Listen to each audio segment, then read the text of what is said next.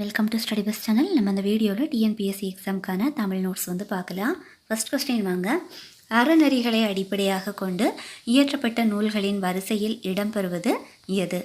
Answer Thirukkural. Thirukkural அறம், பொருள், இன்பம் ஆகியவற்றை எடுத்துரைக்கும் தலை சிறந்த அறநூலாக இருக்குது. அடுத்த கொஸ்டின் பாருங்கள். தமிழ் இலக்கண மரபின் அடித்தள நூல்களாக கருதப்படுபவை எவை? ஆன்சர் தொல்காப்பியம், நன்னூல். தமிழ் இலக்கண வளர்ச்சியில் தொல்காப்பியமும் நன்னூலும் முக்கிய இடம் பெறுகின்றன. அடுத்த கொஸ்டின் பார்க்கலாம். கீழ்கண்ட இலக்கிய தொகுப்புகளில் சங்க இலக்கிய பிரிவை சேர்ந்தது எது? ஆன்சர் 8 தொகை 10 பாட்டு. 8 தொகையும் 10 பாட்டும் சங்க இலக்கியங்களாக இருக்குது. அடுத்தது பாருங்க. பாகு கூட்டல் அல் கூட்டல் காய் என்ற சொல்லாக்கத்தின் மூலம் உருவான சொல் எது அப்படின்னு பார்த்தீங்கன்னா ஆன்சர் பாகற்காய். அல் என்பது எதிர்மறை பொருளை தருது. எனவே பாகற்காய் என்பது இனிப்பு அல்லாத காய் என்ற பொருளை நமக்கு கொடுக்குது. அடுத்தது பாருங்க.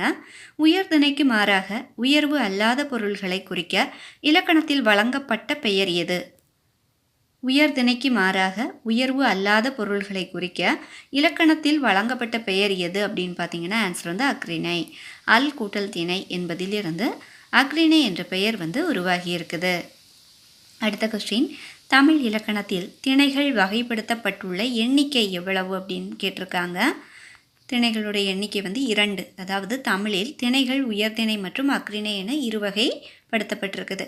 அடுத்தது பாருங்க. ஒழுங்கு, நேர்த்தி ஆகிய பொருள்களை உணர்த்தும் சொல் எது அப்படின்னு கேட்டிருக்காங்க. ஆன்சர் சீர்மை.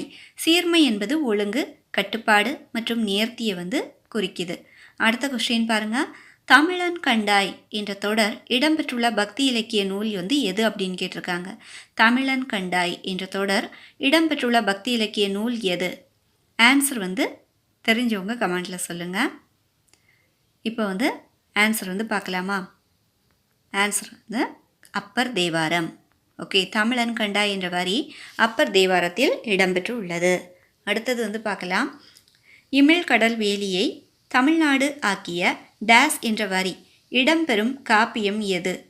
கொஸ்டின் பார்த்துக்கோங்க. ஆன்சர் இப்போ உங்களுக்கு ரீட் பண்ணும்போதே ஆன்சர் தெரிஞ்சுது அப்படின்னு சொன்னால் நீங்கள் சொல்லுங்கள், கமெண்டில் சொல்லுங்கள் சரியாக ஆன்சர் பண்ணிங்களா இல்லையா அப்படின்றத. ஓகேவா? இப்போ நம்ம ஆன்சர் பார்க்கலாமா?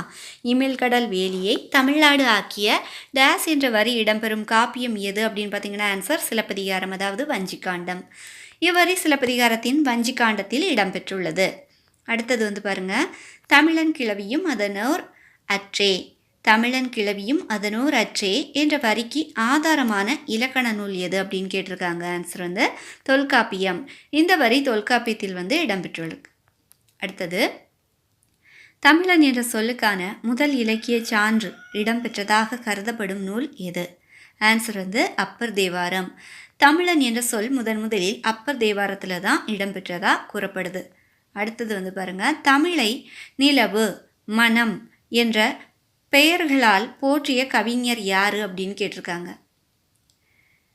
அதாவது உங்களுக்கு இதுக்கான ஆன்சர் தெரியுமா அப்படின்றத நீங்கள் செக் பண்ணிக்கோங்க. தமிழை நிலவு, மனம் போன்ற பெயர்களால் போற்றிய கவிஞர் யாரு? நான் அந்த கொஸ்டின் ரீட் பண்ணும்போதே உங்களுக்கு ஆன்சர் தெரிஞ்சிருந்துச்சு அப்படின்னு சொன்னால் ஃபஸ்ட்டே எனக்கு ஆன்சர் தெரியும் அப்படின்னு சொல்லி கமெண்ட்டில் சொல்லுங்கள். இல்லை தெரியாது, எனக்கு இப்போ தான் நான் புதுசாக தெரிஞ்சுக்கிட்டேன் அப்படின்னு சொன்னால் அதையும் கமெண்டில் தெரியப்படுத்துங்க. ஆன்சர் பாரதிதாசன். தமிழை நிலவு, மனம் போன்ற பெயர்களால் போற்றிய கவிஞர் பாரதிதாசன். பாரதிதாசன் தமிழின் பெருமையையும் அதாவது பல்வேறு சிறப்பு பெயர்களால் எடுத்து உரைச்சிருக்காங்க.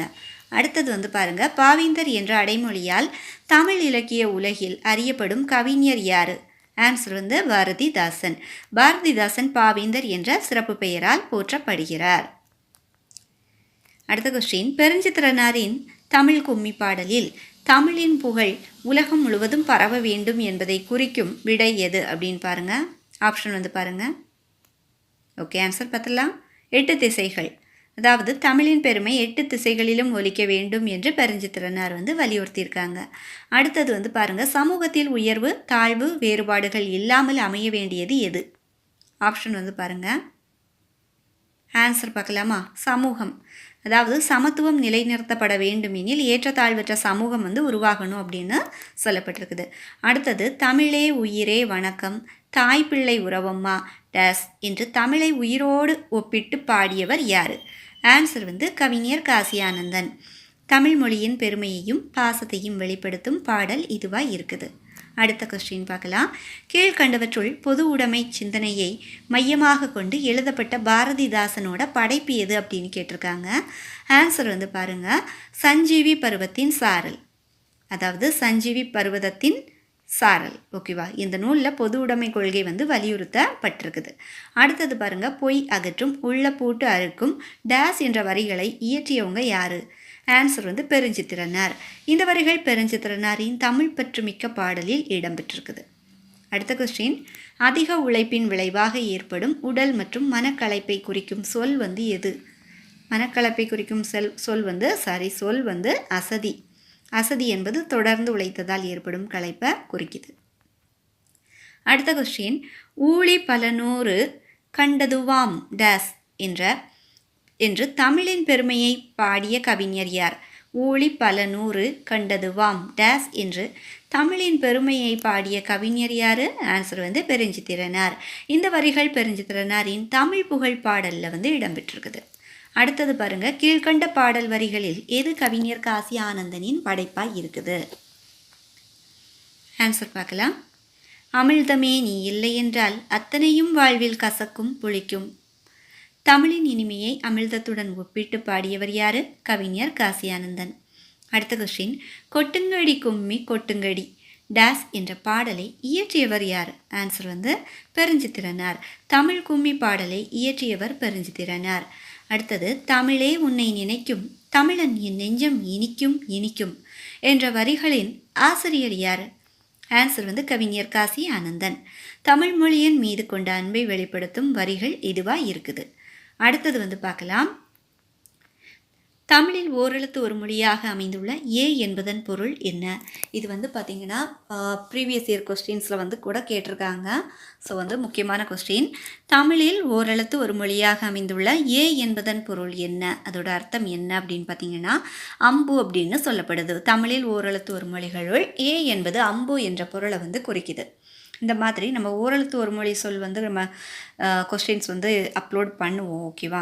அடுத்தது வந்து பாருங்கள், ஞானபோதினி என்னும் இதழின் ஆசிரியராக விளங்கியவர் யார்? ஆன்சர் வந்து பரிதிமார் கலைஞர். பரிதிமார் கலைஞர் வந்து ஞானபோதினி என்ற இதழின் ஆசிரியராக பணியாற்றி தமிழ் வளர்ச்சிக்கு பெரும் பங்கு ஆற்றியிருக்காங்க.